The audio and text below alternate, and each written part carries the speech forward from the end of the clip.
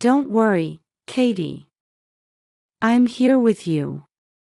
Near the end of my night shift, I was gently holding the hand of my 7-year-old patient. In the dimly lit room of Boston General Hospital's pediatric cancer ward, only the rhythmic beeping of monitors broke the silence.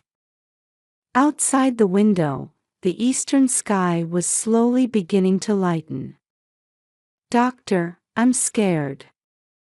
Her faint voice tugged at my heart. Katie's condition had been deteriorating daily since entering the terminal phase. Her exhausted parents were resting in the nap room.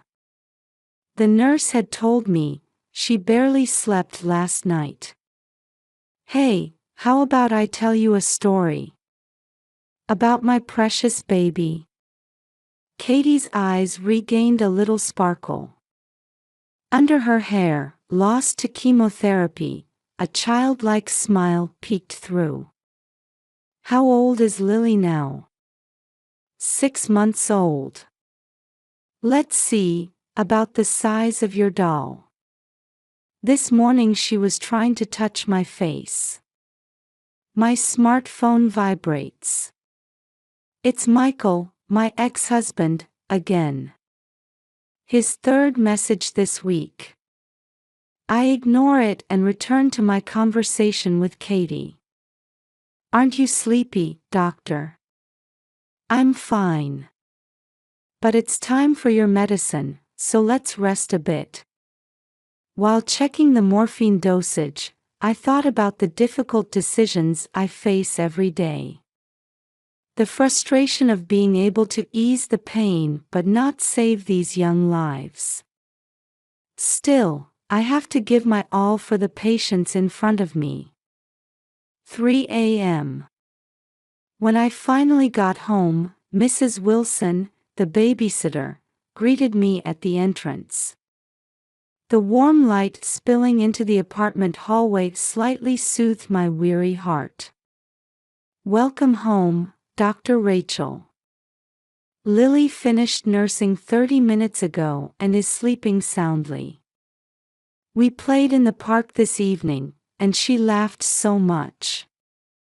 "Mrs. Wilson, thank you so much.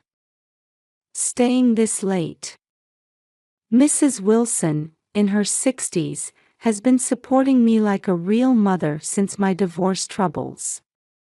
She always willingly agreed to stay overnight when I had night shifts. Oh my, the refrigerator is empty again. I'll stop by the supermarket tomorrow morning. And the laundry too, I'll take care of it. I'm causing you so much trouble. What are you saying? Being able to help someone like this is my joy. In the living room, Lily's toys were neatly arranged, and my work clothes for tomorrow were ironed. Next to the car seat, changes of clothes and baby food for daycare tomorrow were all prepared. Looking at my daughter's sleeping face in bed, events from 2 years ago flashed through my mind like a film reel. The discovery of my husband's affair, Michael, an executive at MediFarm, with his 27-year-old secretary, Jessica Wells. Then the heart-wrenching custody battle. 7 months pregnant at the time, I somehow managed to get through the crisis with support from the hospital. But Michael's harassment continues even now. Child support payments are often late, and anonymous accounts keep posting malicious comments on social media. Still, I've endured it all for Lily. "Rachel, you need to take a break too." Yesterday, when I told Mrs. Wilson about my vacation plans, she encouraged me with those words. "Lily needs her mommy to smile too. Don't worry, I'll watch the house, so go and enjoy yourself." Listening to my daughter's soft breathing, I savor this small happiness. Tomorrow is my first vacation in a while. I'll spend quality time with my daughter. Just as I thought that, my smartphone vibrated again. The sender displayed on the screen was Michael Peterson. My finger hesitated over whether to delete it, but unconsciously opened the message. Hope you have a nice trip. Those casual words sent a chill down my spine. How does he know about my vacation? I'm always watching. At the next message, I almost dropped my phone. 5 a.m., Boston Logan Airport. Fluorescent lights cast cold light in the still dark terminal. I was heading to the check-in counter, holding sleeping Lily. My daughter's warmth gradually eases last night's anxiety. Her small hand clutching her favorite daycare stuffed animal occasionally twitches. There's still plenty of time until boarding. The Hawaiian Airlines flight to Maui departs at 7 a.m. I walk slowly through the still quiet lobby. Hawaiian Airlines Flight 124, correct? The female staff member at the counter gives me a warm smile. Her name tag reads, Sarah. Yes, Thompson, reservation number dash. Mrs. Thompson. Turning at the deep male voice, I saw two police officers standing there. Boston police uniforms. One was a gray-haired man in his 50s, the other a young officer in his early 30s. There was something cold in both their expressions.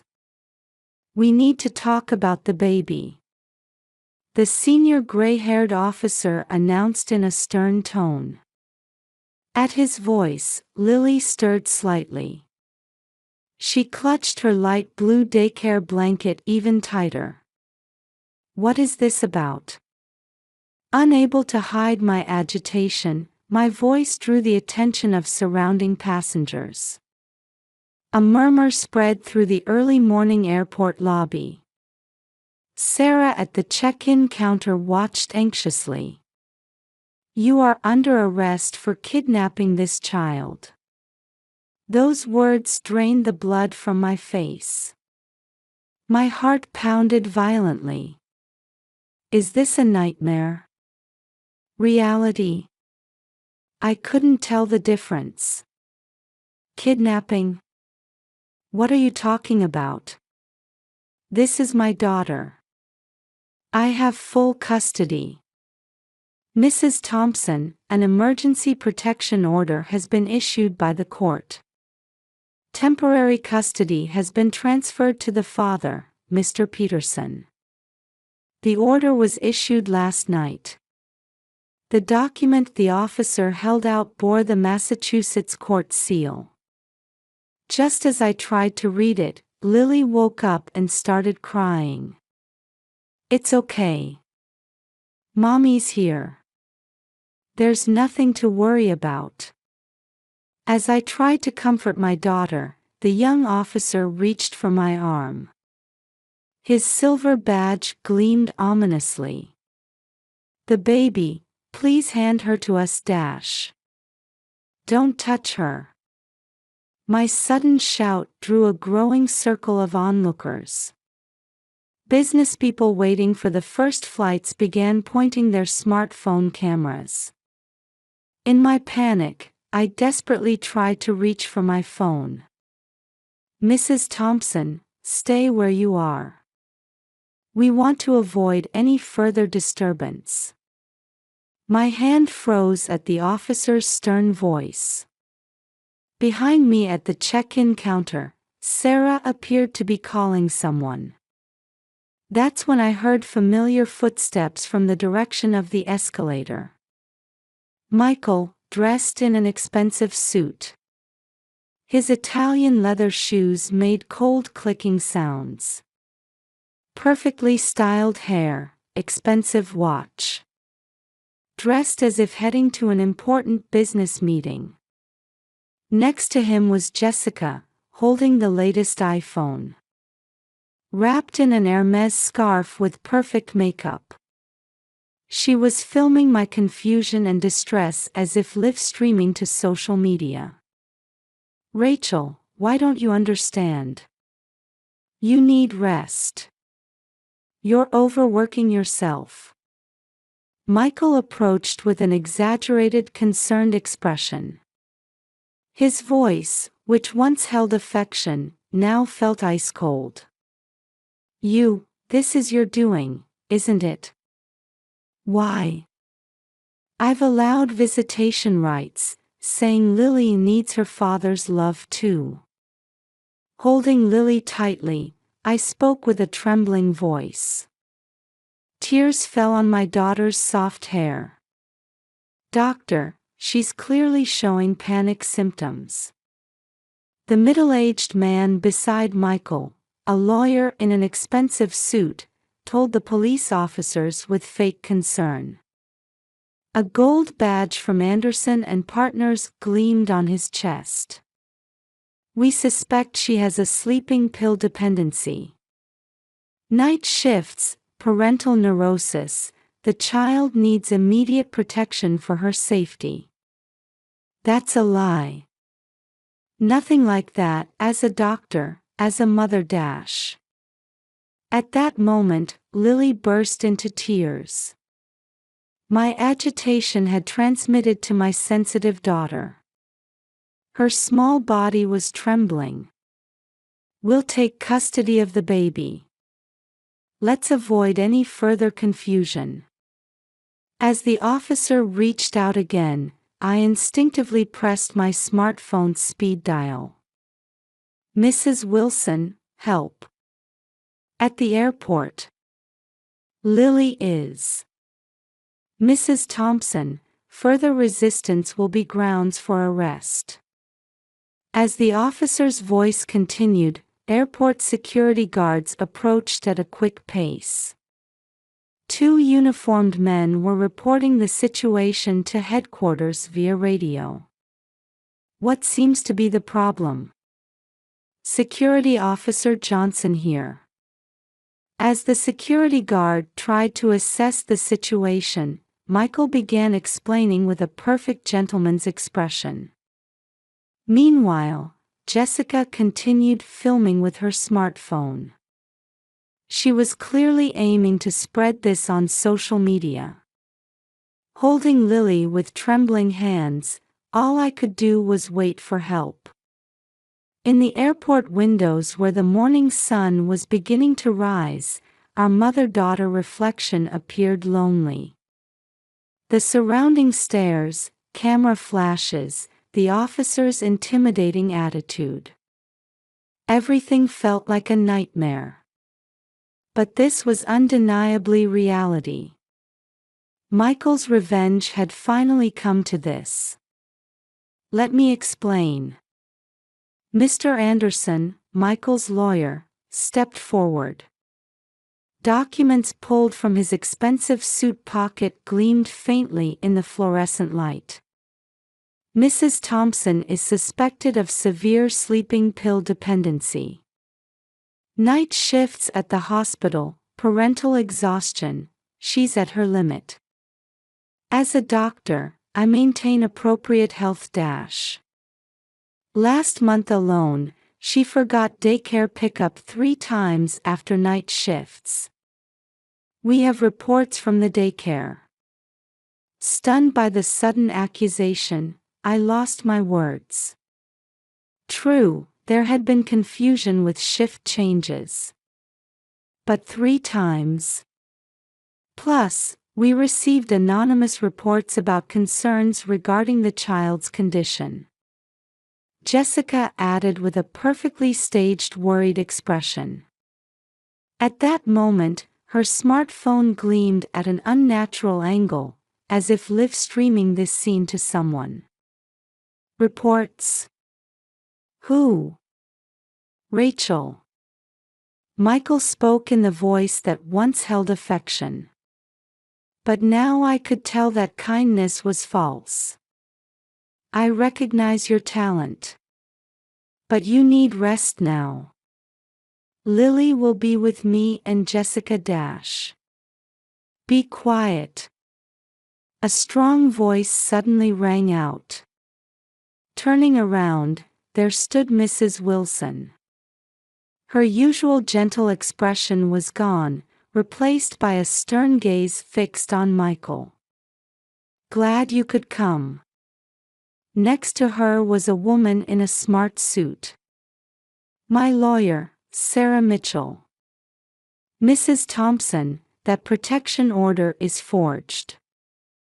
Sarah approached the police officers while taking out her tablet. Please check the Massachusetts court's digital timestamp. This order shows it was issued at 11 p.m. last night, but the court system closes at 9 p.m. Furthermore, this electronic signature. The police officer's expressions began to change. The senior officer was checking something on his radio. And Mrs. Wilson raised her voice. Problems with daycare pickup. I would never allow that. Every day, without fail, That's right. A young woman's voice from behind. Turning around, Sarah from the check-in counter approached with documents. I checked with the daycare. There are no records of any problems with Dr. Thompson's pickups. Rather, it's the father, Mr. Peterson, who canceled 3 scheduled visits without notice. Michael's expression tensed. Jessica hurriedly put away her smartphone and began backing away. Furthermore, Sarah Mitchell continued in a calm voice. The social media defamation campaign, all from IP addresses connected to Mr. Peterson, we have the evidence. This is Michael's voice began to tremble. His perfect gentleman's mask was slowly crumbling. The police officers must feel awful too. Mrs. Wilson stated in a stern tone. Using forged documents, so early in the morning, surely Mr. Peterson's company's legal counsel must have said something convincing. The senior officer turned back to Michael. Now his gaze held anger. Mr. Peterson, we'll need you to come with us voluntarily for suspicion of document forgery. Wait. Jessica suddenly stepped forward. Her hands were trembling, and her perfect makeup was beginning to smear. I'll talk. I'll tell everything. She continued speaking. The social media harassment was my idea. I wanted attention, to become an influencer. Her confession caused a stir among the onlookers. But the document forgery was Michael's instruction. He asked Mr. Anderson to. You. As Michael raised his hand to strike her, security guards quickly restrained him, adding assault to the charges. Sarah appeared from the hallway and calmly stated. Document forgery, suborning perjury, defamation, and now violent conduct at the airport. Behind the restrained Michael, Jessica was crying while taking out her phone. I'm sorry. I recorded everything. Michael's instructions, the details of the plan. Wells. Michael's scream echoed through the airport lobby. You traitor, you're just a. That's enough. The police officer put handcuffs on Michael. Michael Peterson, you're under arrest for document forgery, defamation, and attempted assault. You have the right to remain silent. As the rites were being read, I held Lily tightly. "It's okay, it's all over now." Stroking my daughter's soft hair, tears of relief finally flowed. "Rachel." Mrs. Wilson gently placed her hand on my shoulder. "There's still time until your flight. Let's rest in the lounge." Sarah Mitchell approached and smiled warmly. "Enjoy your week in Maui. I'll handle things here." From the back of the security room, Jessica's voice could be heard. "And, about the social media posts, I'll post an apology to all followers." "Thank you," I whispered softly. Watching Michael being taken away by police, I was enveloped by a strange sensation. Mrs. Wilson took out Lily's favorite stuffed animal from her bag. The security guard offered to escort us to the lounge. Sarah was clearly explaining the upcoming legal procedures. The chaotic morning was coming to an end, surrounded by a quiet circle of support. Boston District Court, 3 months after the verdict, on a clear autumn afternoon. This concludes the final hearing of Peterson v. Thompson custody case. The judge's gavel echoed in the courtroom. I squeezed the hand of my lawyer, Sarah Mitchell, sitting next to me. Full custody, increased child support, and compensation payments, all judgments were ruled in our favor.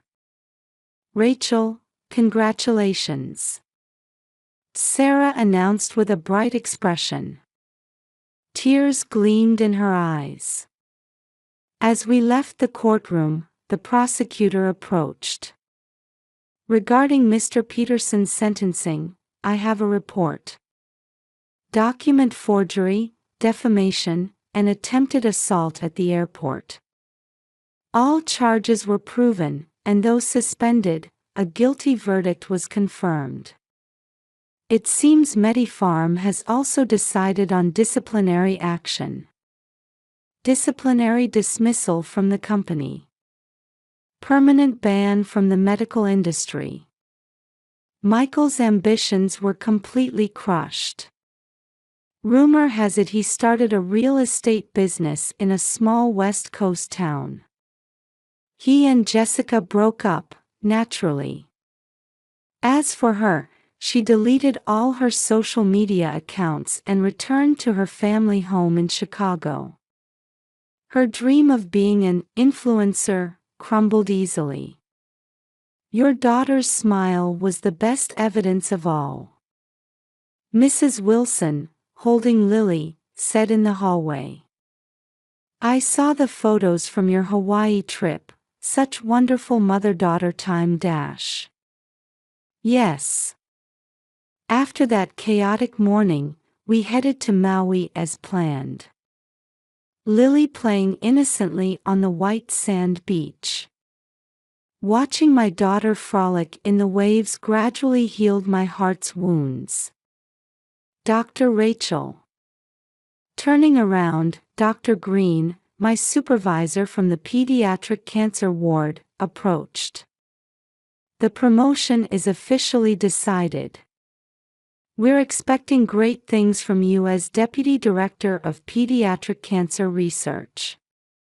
At the new workplace, reforms to the night shift system were also approved. Consideration for doctors raising children, my experience was taking concrete form. The new home I bought a year ago is close to both the hospital and daycare. From the large windows, you can see the sunset over the Charles River. Sorry to keep you waiting. Mrs. Wilson appeared carrying a large pot. Getting ready for the Christmas party, bit by bit. Sarah was at the entrance with a gift, and Dr. Green said he'd be coming soon. Are we late? Voices of nurse colleagues from the hallway. Hospital staff members were gathering one after another.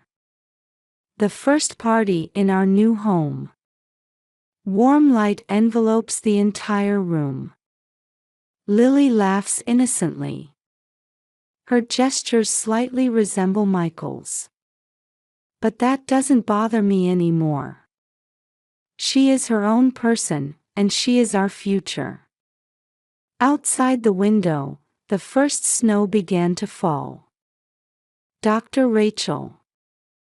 Mrs. Wilson calls from the kitchen. Come on, let's make them together. New memories. Taking my daughter's hand, I step into the circle of people I love.